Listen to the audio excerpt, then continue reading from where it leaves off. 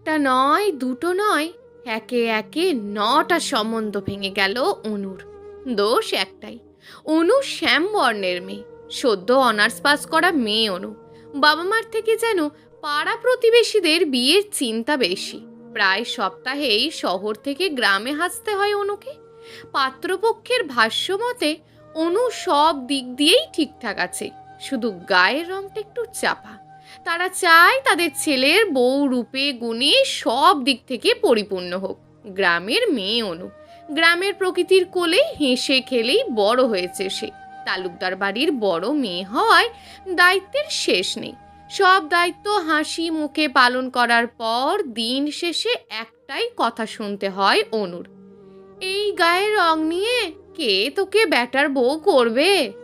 বড়ই অদ্ভুত আমাদের দেশের সমাজ।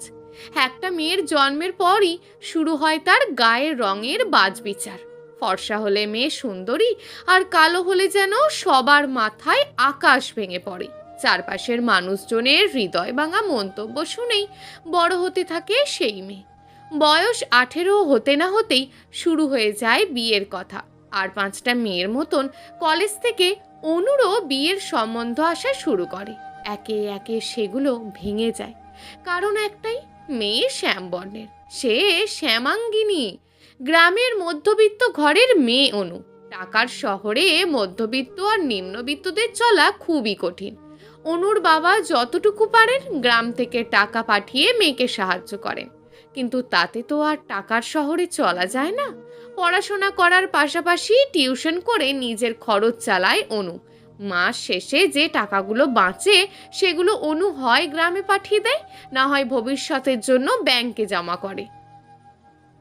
টিউশন করে সবেমাত্র স্টুডেন্টের বাসা থেকে বেরিয়েছে অনু। ফুটপাত ধরে বাসায় রওনা দিয়েছে অনু। রিকশায় গেলে হয়তো একটু সময় কম লাগতো, কিন্তু হেঁটে যাওয়াই ভালো। একদিকে যেমন টাকা বাঁচবে, অন্যদিকে তেমন শারীরিক পরিশ্রমও হবে। এমন সময় গ্রাম থেকে বাবার ফোন আসে অনুর ফোনে। অনু কল রিসিভ করে। হ্যাঁ বাবা, বলো। আজকে একটু বাড়িতে আসতে পারবি মা? কেন, কি হয়েছে? না মানে তোকে কালকে পাত্রপক্ষ দেখতে আসবে, অনেক বড় ঘর থেকে এসেছে সম্বন্ধটা। আসলেই বা কি বাবা, তারা তো আমায় পছন্দ করবে না। আমি কালো, কষ্ট করে আয় না মা। আচ্ছা, আমি বিকেলের ট্রেন ধরে আসছি। অনু কল কেটে দেয়। দুপুর 12টা বেজে গেছে। তাড়াতাড়ি বাসায় গিয়ে ফ্রেশ হয়ে দুপুরের খাবার খেয়ে স্টেশনের দিকে রওনা দিতে হবে। অনু পা চালিয়ে হাঁটা লাগায়। তারপর পাত্রপক্ষের সামনে এক হাত ঘোমটা টেনে বসে আছে অনু। পাত্রপক্ষের লোকেরা একের পর এক প্রশ্ন করেই যাচ্ছে। অনু যতটুকু পারে তাদের প্রশ্নের জবাব দেওয়ার চেষ্টা করছে। প্রশ্নোত্তরে পালা শেষ হলে শুরু হয় অনুর ব্যবহারিক পরীক্ষা। ছেলের মা অনুকে হেঁটে দেখাতে বলে। এই এক জ্বালা, অনুর কাছে এই বিষয়টা খুব বিরক্তিকর। হেঁটে দেখাও মানে কি এগুলো? অনু কি তাদের সামনে উড়ে উড়ে এসেছে? মুখের ওপর জবাব দিয়ে দিতে ইচ্ছে করছে। এমনিতেও অনুকে তারা রিজেক্ট করবে, অমনিতেও তারা অনুকে রিজেক্ট করবে, তাহলে মুখের ওপর জবাব দিয়ে দিতে ক্ষতি কি?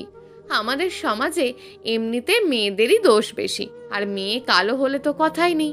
তার মধ্যে যদি আবার বাইরের মানুষের মুখের ওপর জবাব দিয়ে দেয়, তাহলে তাদের কাছে তো বেয়াদবি হবে। লোকজন বলবে তালুকদার বাড়ির বড় মেয়ে অনুপমা বেয়াদব, মানুষের মুখে মুখে তর্ক করে। তাই সব কিছু মুখ বুঝে সহ্য করে নেয় অনু। ছেলের মায়ের কথা মতো তাদেরকে হেঁটে দেখায় অনু। তারপর নিজের জায়গা মতো গিয়ে বসে পড়ে। ছেলের মা অনুর কাছে আসে। অনুকে সে ঘোমটা সরাতে বলে। অনু ঘোমটা সরায়। ছেলের মা অনুর চুলের কাঁটা খুলে দেয়। কোমর ছাড়িয়ে পড়ে অনুর ঝলমলে কালো চুল। ছেলের মা অনুর চুল ধরে টান দেয়। অনু আ করে ওঠে, বলে, চুল ধরে টানতেছেন কেন? ব্যথা লাগে তো? না মানে দেখলাম পরচুলা পড়ো নাই তো। অনুর আর কথার পিঠে কথা বলে না। অনুকে দেখা হয়ে গেলে পাত্রপক্ষের লোকজন বলে, সবই ঠিক আছে, কিন্তু মেয়ে তো কালো, একটু রূপচর্চাও তো করতে পারে আপনাদের মেয়ে, তাতে যদি একটু গায়ের রং উজ্জ্বল হয়। মাপ করবেন, অন্য মেয়েদের মতো অন্য রূপচর্চায় আমার আগ্রহ নেই। এগুলো আমি পছন্দ করি না। এগুলো আমার কাছে সময় নষ্ট ছাড়া আর কিছুই না। আর রইল গায়ের রং, গায়ের রং আমি যে ইচ্ছে করে এমন করেছি তা কিন্তু নয়। উপরওয়ালা আমায় এই গায়ের রঙই দিয়েছেন, এই রং নিয়ে অন্যদের সমস্যা, আমার কোনো সমস্যা নেই। ওপরওয়ালা যা দিয়েছেন আমি তা নিয়েই খুশি আছি। কথা শেষ হতে না হতেই তাদের মুখের ওপর কথা বলে দেয় অনু। ছেলেপক্ষের লোকজন উঠে দাঁড়ায়, হনহনিয়ে তারা বেরিয়ে যায়। যাওয়ার আগে বলে, তালুকদার সাহেব, আপনার মেয়েকে বলবেন একটু তার ব্যবহারটা ঠিক করতে। একে তো কালো, তার উপর ব্যবহারের এই ছিরি। মেয়ের বিয়ের জন্য ছেলে পান নাকি উপরওয়ালাই জানেন। ছেলেপক্ষ বের হওয়ার আগেই অনু নিজের ঘরে চলে যায়। ব্যাগপত্র গুছিয়ে সে তৈরি হয় বাড়ি ছাড়ার উদ্দেশ্যে। শাড়িটা খুলেই ড্রেসিং টেবিলের সামনে দাঁড়িয়ে ওড়না বাঁধতে শুরু করে অনু। এমন সময় তালুকদার সাহেবের আগমন ঘটে অনুর ঘরে। পাত্রপক্ষের সামনে অমন কথা না বললেই পারতিস। কি করব বলো? তাদের কথা শুনে অনিচ্ছা থাকা সত্ত্বেও মুখ ফসকে কথাটা বেরিয়ে গেল। তারা তো ভুল কিছু বলেনি, একটু রূপচর্চা করলে কি হয়? এই নিয়ে 10টা সম্বন্ধ ভেঙে গেল। আব্বু, ওপরবেলায় আমায় যা দিয়েছে আমি তাই নিয়েই খুশি আছি, আর আমাকে তাই নিয়েই খুশি থাকতে দাও না। রূপচর্চা করে তার দেওয়া জিনিস আমি নষ্ট করতে পারবো না। এরই মধ্যে অনু তৈরি হয়ে গেছে। কথাটা বলার সাথে সাথে ব্যাগ হাতে নেয় আর বলে, আসি বাবা, কালই এলি আর আজই চলে যাবি মা? হ্যাঁ, টিউশন আছে। আমি তোকে স্টেশনে পৌঁছে দেব? তার লাগবে না, আমি একাই পারবো স্টেশন অবধি যেতে। বাবা মা বাড়ির সবার কাছ থেকে বিদায় নিয়ে অনু স্টেশনের দিকে রওনা দেয়। ট্রেনে উঠে বসে আছে অনু। অনুর গ্রামের স্টেশন ছেড়ে এসেছে অনেক সময়। এখানে ইঞ্জিন চেক করবে, যার কারণে একটু দেরি হবে। ট্রেন ছাড়তে আরও মিনিট 5 বাকি। অনুর পানি পিপাসা পেয়েছে। ব্যাগে হাত দিয়ে দেখে পানি নেই। অনু তাড়াতাড়ি করে ট্রেন থেকে নেমে যায়। পাশেই একটা দোকান ছিল, সেই দোকান থেকে 1 বোতল পানি কিনে সাথে কিছু ড্রাই ফ্রুটস লাইক বিস্কিটের প্যাকেট জাতীয় কিছু খাবার। ট্রেনের হুইসেল বেজে গেছে। অনু দৌড় লাগায় ট্রেনের দিকে। তাড়াহুড়ো করে যাওয়ার সময় আচমকা কারোর সাথে ধাক্কা লাগে অনুর। ধাক্কা লাগা ব্যক্তিটির সাথে থাকা জিনিসপত্র নিচে পড়ে যায়। অনু সেগুলো তুলতে তুলতে বলে, সরি, তাড়াহুড়োয় মাথায় একদম খেয়াল করিনি। না না, ঠিক আছে। অনু জিনিসগুলো গুছিয়ে তার হাতে দেয়। ইতিমধ্যে ট্রেন চলতে শুরু করেছে। অনু দৌড়ে ট্রেনে ওঠে। ট্রেন ছেড়ে দেয়। সন্ধ্যা হয়ে এসেছে। অনুর ঘুম ঘুম পাচ্ছে। পাশে থাকা একটা মেয়েকে ব্যাগের দায়িত্ব দিয়ে অনুর চোখ বোঝে। কিছুক্ষণ পরই অনুর ঘুম ভেঙে যায়। পূর্ণিমার রাত। ট্রেন লাইনের পাশে থাকা ক্ষেতগুলো যেন চাঁদের যোজনায় ঝলমলে উঠছে। কি অপরূপ সেই দৃশ্য! অনু প্রায়ই ট্রেনেই যাতায়াত করে, তবে এইবার প্রথম সে রাতের ট্রেনে যাতায়াত করছে। অন্যরকম এক অভিজ্ঞতার সম্মুখীন হলো অনু। এই মাত্র বাসায় ঢুকলো অনু। বাসায় ঢুকে দেখে অনুর রুমমেট চৈতি বিছানায় শুয়ে আছে। চৈতি আর অনু এয়ারমেট, কিন্তু দুজনের ভার্সিটি আলাদা। অনুকে দেখে চৈতি উঠে দাঁড়ায়। কি রে অনু, কি হলো? কি আর হবে, এই সম্বন্ধটাও ভেঙে গেল। তোর খুব কষ্ট লাগছে তাই না? কষ্ট? কিসের কষ্ট? যা কপালে ছিল তাই হয়েছে। যারা আমার বাহ্যিক সৌন্দর্য দেখে আমায় বিচার করবে, তাদের ছায়া আমার জীবনে না থাকাই ভালো। চৈতি আর কথার পিঠে কথা বলে না। অনু ফ্রেশ হতে বাথরুমে যায়। অনু ফ্রেশ হয়ে আসলে চৈতি খাবার গরম করায় লেগে পড়ে। রাতের খাবার খেয়ে যে যার বিছানায় শুয়ে পড়ে। কাল আবার অনুর পরীক্ষা আছে। কিছুটা ঠান্ডাও পড়েছে। অনু কাঁথার নিচে বই নিয়ে ঢোকে। রাত 3টের দিকে অনুর ঘুম ভেঙে যায়। পড়তে পড়তে কখন যে চোখ লেগে গেছে তা অনু খেয়ালই করেনি। কোলে বই নিয়েই তলিয়ে গেছিল সে অতল ঘুমে। বইটার সাইডে রেখে অনু আবার চোখ বোঝে। নিশা, কেমন আছিস? পরীক্ষা শেষ করে সবেমাত্র হল থেকে বেরিয়ে ব্যাগ থেকে ফোন বের করার জন্য একটু দাঁড়িয়েছিল অনু। আচমকা একটা ছেলে পিছন থেকে এসে অনুকে জড়িয়ে ধরে। ঘটনাটা হঠাৎ করে ঘটে যাওয়ায় অনু অনেকটা ভয় পেয়ে যায়। পিলে চমকে ওঠে অনুর। কে? ছাড়ুন, এগুলো কি করছেন? ছি! কথাটা বলে হ্যাঁচকা টানে নিজেকে ছাড়িয়ে দেয় অনু। ঘুরে দাঁড়ায় ছেলেটার দিকে। কষিয়ে চর বসিয়ে দেয় ছেলেটার গালে। পাবলিক প্লেসে এগুলো কি ধরনের অসভ্যতা হচ্ছে? মেয়েদের হ্যারাসমেন্ট না করলে আপনাদের ভাত হজম হয় না তাই না? ছেলেটা গালে হাত দিয়ে দাঁড়িয়ে আছে। অনুর আগে 2-4টে কথা শুনিয়ে দেয় ছেলেটাকে। অনুর কথার জবাবে ছেলেটা বলে, আই অ্যাম এক্সট্রিমলি সরি, আমি মনে করেছিলাম আপনি নিশা। ওয়াও, সব মেয়েদের মধ্যেই আপনি আপনার গার্লফ্রেন্ডকে দেখতেছেন? নিশা অনুর ক্লাসমেট, সাথে ভালো বন্ধুও। অনু ও তার বন্ধুরা জানে নিশার একটা ছেলের সাথে সম্পর্ক আছে, কিন্তু কোন ছেলের সাথে যে নিশার সম্পর্ক আছে তা নিশা এখনো কাউকে জানায়নি। এরই মধ্যে নিশা হল থেকে বেরিয়েছে। ছেলেটাকে দেখেই নিশা দৌড়ে এসে ছেলেটাকে জড়িয়ে ধরে। নিশার এমন আচরণের জন্য অনু মোটেও প্রস্তুত ছিল না। এই মেয়ে, পাবলিক প্লেসে এগুলো কি করছিস, তাও এই অসভ্য ছেলেটার সাথে? নিশা ছেলেটাকে ছেড়ে দেয়। ছেলেটার দিকে আর চোখে তাকায় নিশা। ছেলেটা নিশাকে বলে, আমি ওনাকে তুই ভেবে জড়িয়ে ধরেছি, মানে তুই আর উনি সেম কালারের ওড়না পরেছিস তো, তাই গুলিয়ে ফেলেছি আর কি। ভাইয়া তুইও না? নিশার মুখে ভাইয়া ডাকটা শুনে অনু অনেকটা আকাশ থেকে পড়ে। না জেনে না বুঝে কতই না কথা শুনিয়ে দিয়েছে ছেলেটাকে। লজ্জায় অনু মাথা উঁচু করে তাকাতে পারছে না। আমার টিউশন আছে, আমি চললাম নিশা। কথাটা বলেই কোনো রকমে অনু সেখান থেকে সরে পড়ে।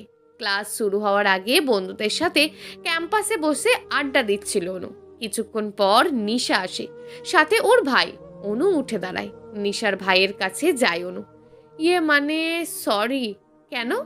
সেদিন আপনাকে না জেনে বুঝে চর মেরেছিলাম। ব্যাপার না, আপনার জায়গায় ঠিক অন্য মেয়ে হলে ঠিক এমনই করতো যেমন আপনি করেছেন।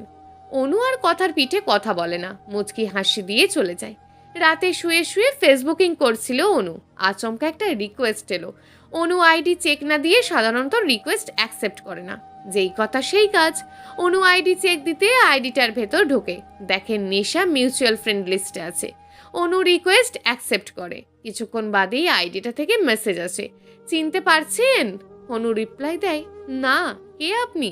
আমি নীলাদ্র। সরি, চিনতে পারিনি আপনাকে। আরে সেদিন চর মারলেন যে, আর এখনই ভুলে গেলেন? নিশার ভাইয়া। অনুর মেসেজের লাইক আসে। কিছুক্ষণ বাদে রিপ্লাই আসে, যাক তাহলে ভুলে যাননি। এই মুহূর্তে অনু আর কথা খুঁজে পাচ্ছে না। অনু যখন কোনো কথা খুঁজে পায় না তখন স্টিকার মারে শুধু। বরাবরের মতন এইবারও বাদ যায় না। অনু স্টিকার পাঠাতে শুরু করে। নীলাদ্র কিছু বুঝে উঠতে পারে না। অনুর দেখা দেখি সেও স্টিকার মারা শুরু করে। ট্রেন ছুটে চলেছে আপন গতিতে। হ্যাঁ, আজ অনু গ্রামেই যাচ্ছে। সেই একই কারণ, যদিও সে জানে তার এই সম্বন্ধ আগাবে না। গায়ের রং দেখেই পাত্রপক্ষ নাকচ করে দেবে। তাও বাবা মায়ের কথা রাখতে যেতে হচ্ছে পাত্রপক্ষের সামনে সেজে। বাড়িতে গিয়ে অনু জানতে পারলো ছেলে আসেনি, তবে ছেলের কাকি এসেছে।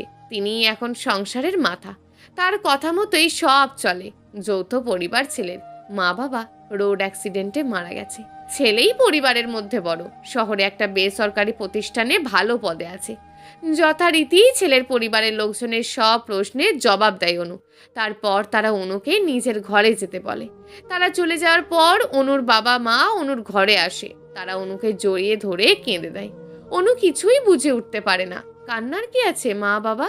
আর 5টা সম্বন্ধের মতন এটাও ভেঙে গেল, এটাই স্বাভাবিক বিষয়। এখানে কান্নার কি আছে আমি বুঝতে পারছি না। না রে মা, ওনারা তোকে পছন্দ করেছে অনু। তালুকদার সাহেবের মুখ থেকে অনু মোটেও এমন কথা আশা করেননি। কি এমন জিনিস পেল তারা অনুর মধ্যে, যা বাকিদের কাছে পায়নি? ব্যাপারটা মোটেও সোজাভাবে নেওয়া যাচ্ছে না। কফিতে বসে আছে অনু। ছেলেটার আজকে ওর সাথে দেখা করার কথা। অনু ছেলেটার জন্য আধ ঘন্টা যাবৎ অপেক্ষা করছে, কিন্তু ছেলেটার কোনো দেখা নেই। মিনিট 5 পরে একটা লম্বা করে ছেলে আসে। অনুর পোশাক দেখেই ছেলেটা বুঝে যায় যে সে অনু। ছেলেটা অনুর কাছে যায়। অনু উঠে দাঁড়ায়। আপনি কি অনুপমা তালুকদার? জি, আমি অনুপমা তালুকদার। হাই, আমি আভাস। Please sit. ছেলেটাও বসে পড়ে। কিছুক্ষণ পর ওয়েটার আসে। আভাস নিজের জন্য অর্ডার করে। অনু, আপনি কি খাবেন? 1 কাপ কফি। ব্ল্যাক? জি না, কোল্ড কফি। অর্ডার নিয়ে ওয়েটার চলে যায়। অনু বলা শুরু করে দেয়, দেখেন, আপনার যদি আমাকে ভালো না লাগে তাহলে আমি আপনাকে জোর করব না। আভাস কি বলবে ভেবে পায় না। শেষে ছোট মা মানে ওর কাকি ওর সাথে এমন করলো। যে মেয়ের ছবি আভাসকে দেখানো হয়েছে সেই মেয়ের সাথে অনুর কোনো মিল নেই। দুধে আলতা গায়ের রং, খোলা লম্বা চুল, কিন্তু আভাস যার সামনে বসে আছে সে তো ওই মেয়ের নখেরও যোগ্য না। কালো গায়ের রং, মোটা ফ্রেমে চশমা, ওড়না পরা, সব মিলিয়ে এই মেয়েটা পুরোই সেকেলে। আভাস মোটেও এমনটা আশা করেনি। তার বউ হবে স্মার্ট, শিক্ষিত, কিন্তু এই অনু তো আভাসের কাছে পুরোই খ্যাত লাগছে। এজন্যই কি ছোট মা আভাসকে অনুর সাথে দেখা করতে দিতে চায়নি?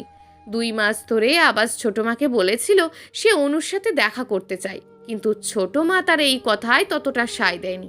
মুখের ওপর বলে দিয়েছে না, বিয়ের পরেই বউকে মন ভরে দেখিস। সম্পূর্ণ ঘরোয়াভাবে অনু আর আভাসের বিয়ে হয়। এই বিয়েতে আভাসের আদেও মত ছিল কিনা তা এখনও অনুকে ভাবায়। যে কয়েকবারই আভাসকে অনু তার মতের কথা জিজ্ঞেস করেছে, আভাস ব্যাপারটা এড়িয়ে গিয়েছে। বিয়ের আসরে অনু চাচাতো বোন লীনাকে দেখে আভাস থমকে যায়। এই তো সেই মেয়ে যাকে আভাসের ছোট মা আভাসকে দেখিয়েছিল। কিন্তু এই মুহূর্তে আভাসের কিছু করার নেই, বিয়ে পড়ানো হয়ে গিয়েছে। সমাজের কাছে আভাস অনুর স্বামী স্ত্রী। এক হাত লম্বা ঘোমটা দিয়ে খাটে বসে আছে অনু। দরজা খোলার শব্দে অনু কেঁপে ওঠে। আভাস ঘরে ঢোকে। অনু খাট থেকে নেমে আভাসকে সালাম করতে যায়। আভাস পা সরিয়ে নেয়। অনু চমকে যায়। পা সরিয়ে নিলে যে আভাস কোনো কথা বলে না। অনু আবারও আভাসকে সালাম করতে যায়। সেই আগের মতোই আভাস পা সরিয়ে নেয়। দেখো, তোমায় আমি নিজের স্ত্রী বলে মানি না। আভাসের মুখে এইরকম কথা শুনে অনুর মাথায় আকাশ ভেঙে পড়ে। থমকে যায় অনু।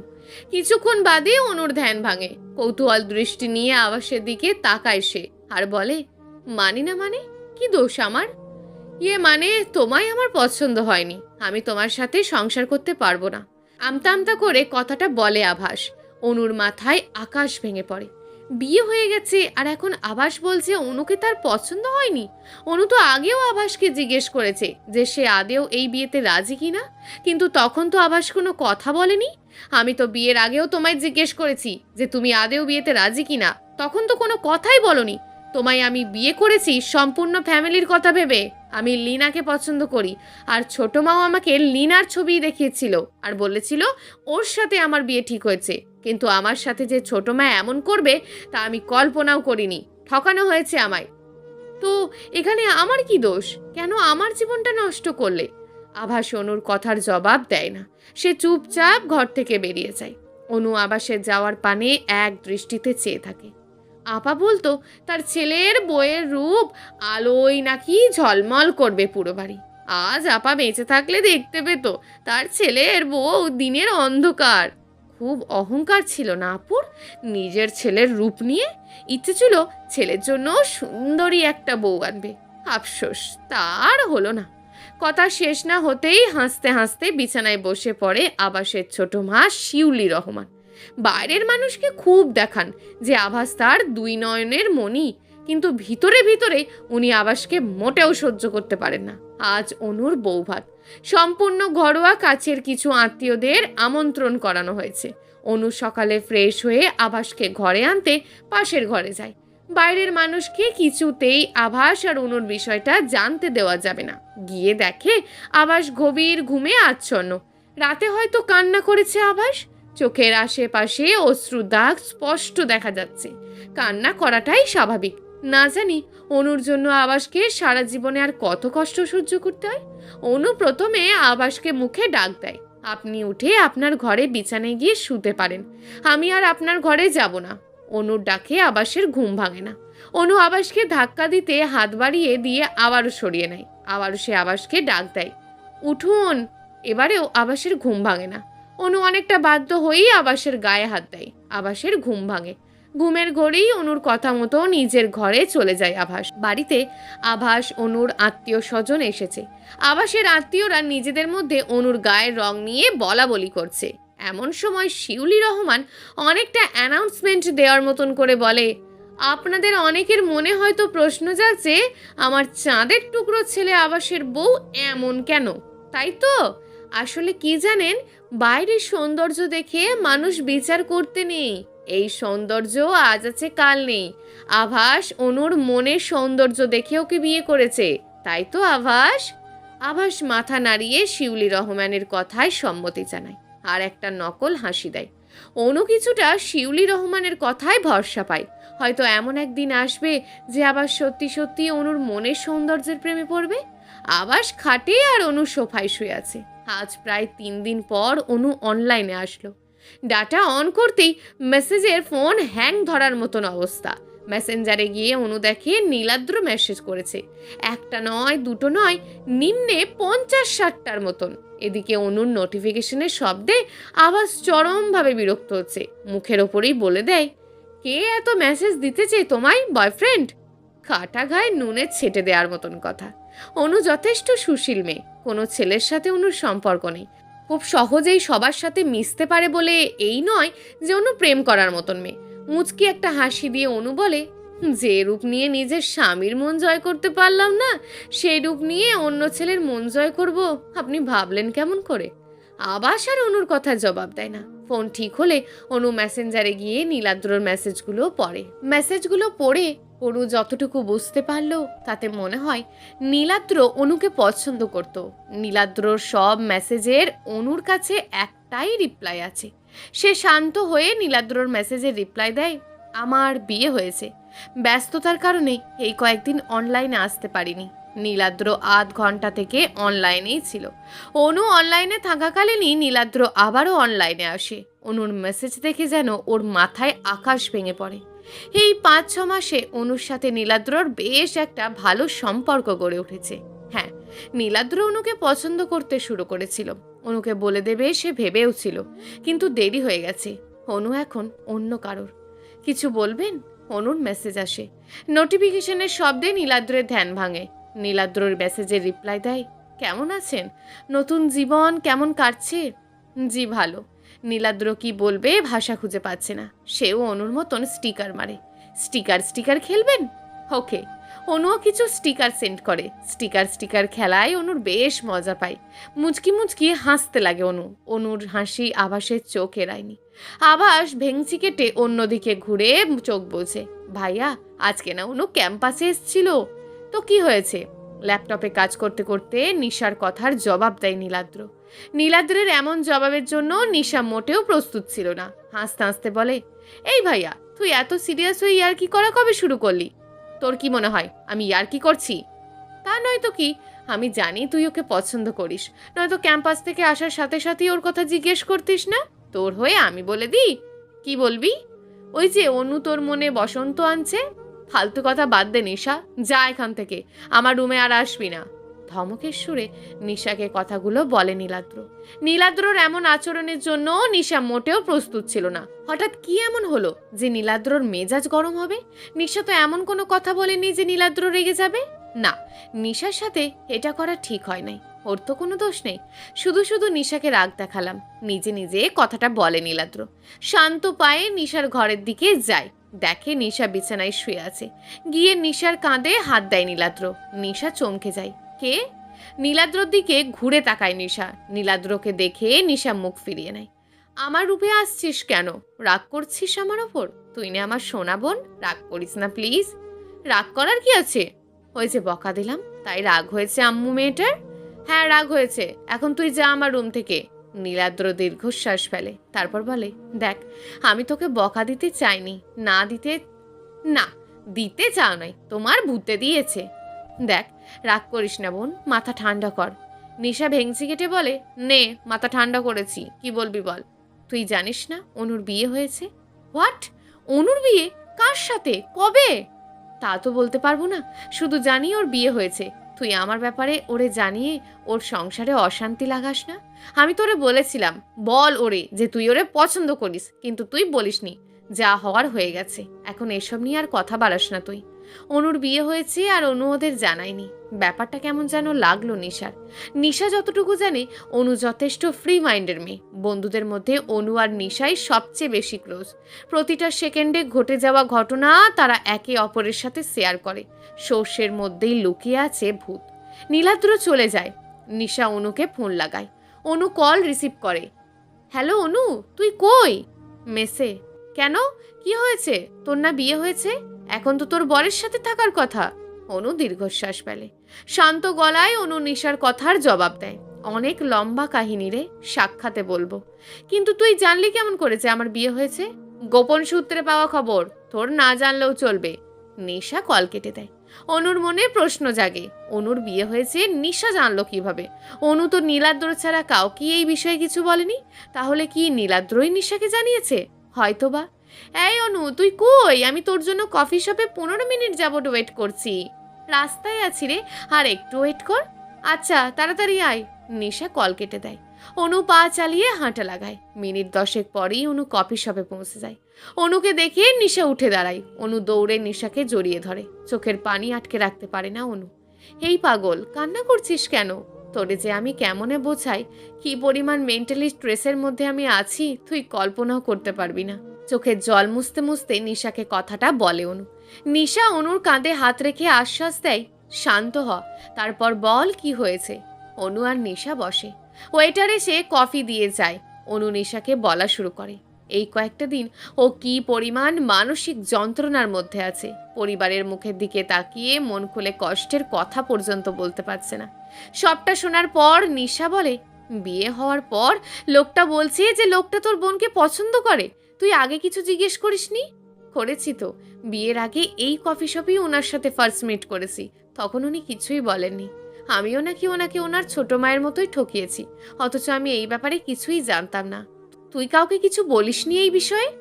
না, ভাবছি আম্মুকে বলবো, সামনের মাসে বাড়িতে যাব। লোকটার নাম যেন কি বললি? আভাস। থাকে কই? শহরে। যোগাযোগ করে তোর সাথে? দিনে একবার ফোন করে, তাও ঝাড়ির ওপর রাখে। তুই নিজে থেকে কখনো ফোন করিসনি? কফির কাপে চুমুক দিয়ে অনুকে কথাটা বলে নিশা। জবাবে অনু বলে, শহরে আসার পর একবার করেছিলাম, ওনার কথায় মনে হলো উনি আমার প্রতি খুবই বিরক্ত। তোর কি ধারণা উনি তোরে মেনে নেবে? হয়তোবা। সবুরে মেয়া ফলে।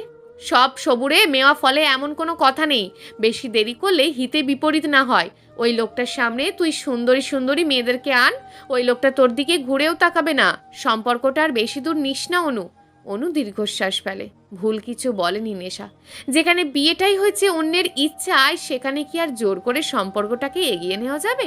নিশার কথার জবাবে অনু বলে, দেখ, আমি আর 5টা মেয়ের মতন সুন্দরী না। একে তো কালো, তার উপর আনস্মার্ট, গাইয়া, খ্যাত।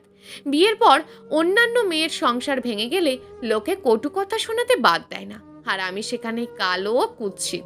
অনুর কথা শেষ হওয়ার আগেই নিশা বলে ওঠে, অনু, লোকে কি বলবে, সমাজ কি বললো, এসব নিয়ে ভাবলে তুই কখনো হ্যাপি হতে পারবি না। লোকজন, সমাজ যদি এতই ভালো চাইতো তাহলে প্রতিদিন পেপারে খুন খারাপি, রেপের নিউজ ছাপাই হতো না। লোকজনের সমাজ যদি এতই ভালো হতো তাহলে পুরুষ শাসিত সমাজে গর্ভধারিণী নারী এত অনিরাপদ থাকতো না। কিন্তু কোনো কিন্তু না।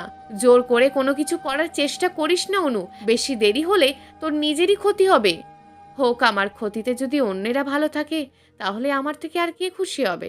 আভাসের ওপর নিজের জোর করে চাপিয়ে দেওয়ার চেষ্টা করিস না অনু। যার সিদ্ধান্ত নিবি চিন্তা ভাবনা করে নিবি। অনেক কষ্টে তোর বিয়েটা হয়েছে অনু।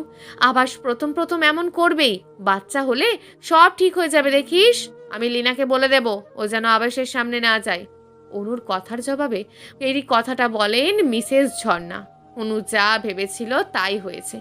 বয়স 18-র পর মেয়েরা যদি পরিবারের কাছে বোঝা হয়ে দাঁড়ায়, সেটা অনু অনেক আগেই বুঝতে পেরেছে। অনেক অল্প বয়স থেকেই বাস্তবতার সম্মুখীন হতে হয় অনুকে। অনেকের কাছেই শুনেছি অনুর বাচ্চা হওয়ার পর নাকি অনেক সম্পর্কই আর 5টা স্বাভাবিক সম্পর্কের মতন হয়ে যায়। আজ নিজে দাঁড়িয়ে প্রাক্তন স্বামী আর বোন লীনার বিয়ে দেখছে অনু। চোখে মুখে একদিকে যেমন প্রশান্তির ছাপ, ঠিক তেমনই অনিশ্চিত ভবিষ্যৎ অনুকে ভাবিয়ে তুলছে। নিজের ভবিষ্যতের না, অনুর বাচ্চার অনিশ্চিত ভবিষ্যৎ অনুকে চিন্তায় ফেলেছে। ডিভোর্স হওয়ার 1.5 সপ্তাহের মাথায় অনু জানতে পারে অনু প্রেগনেন্ট। অনুর বাবা মা খবরটা আভাসকে জানাতে চেয়েছিল, কিন্তু অনু চায়নি এই বিষয়ে আভাস কিছু জানুক। আর জানলেই কি, আভাসের তো আর লীনার দিক থেকে অনুর দিকে মন ঘুরবে না। আভাস যদি অনুর কাছ থেকে অনুর বাচ্চাকে কেড়ে নেয় তখন কি হবে? তার চেয়ে অনু একা থাকাই ভালো। কিন্তু সমাজ, সমাজ কি অনু আর অনুর বাচ্চাকে আদৌ মেনে নেবে? আভাস আর লীনা বের হয়ে যাওয়ার পরই অনুও বের হয়ে যায়। বছর খানেকের মধ্যে অনু বাড়িতে পা দেবে না। ট্রেন থেকে নামতেই দেখে প্ল্যাটফর্মে নিশা আর শিশির দাঁড়িয়ে আছে। শিশির হলো অনুর অফিসের বস আর নিশার বর। অনুর সূত্র ধরেই শিশিরের সাথে নিশার পরিচয় হয়। প্রথমে বন্ধুত্ব, পরে বন্ধুত্বটা অন্য আরেক সম্পর্কের দিকে এগোয়। অনেক ঝড় ঝাপটার পর পরিবারের সম্মতিতে নিশা আর শিশিরের বিয়ে হয়। এই 2 বছরে অনেক কিছু বদলালেও বদলায়নি নীলাদ্রের মন। নিশা সব বলে দিয়েছে অনুকে।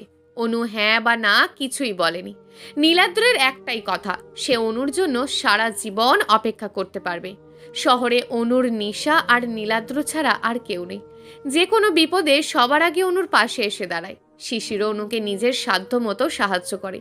সামনে যে অনুর ওপর দিয়ে আর কত ঝড়ঝাপটা যাবে কে জানে। অতঃপর অনু রাজি হয়। হাসপাতালের করিডোরে অনবরত পায়চারি করছে নীলাদ্র। একটু আগেই অনুকে ওটিতে নেওয়া হলো। চিন্তায় নীলাদ্র ঘেমে একশ্বাস। নিশা পিছন দিক থেকে নীলাদ্রর কাঁধে হাত দেয়।